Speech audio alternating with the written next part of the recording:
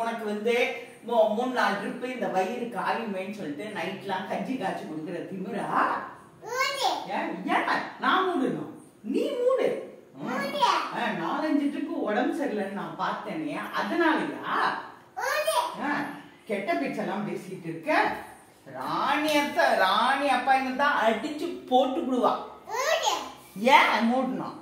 நான் ஏன் மூடணும்? ஏன் மூடணும்? நான் ஏன் மூடணும்? நான் என்ன திறந்தா போட்டுட்டு மூடுறதுக்கு?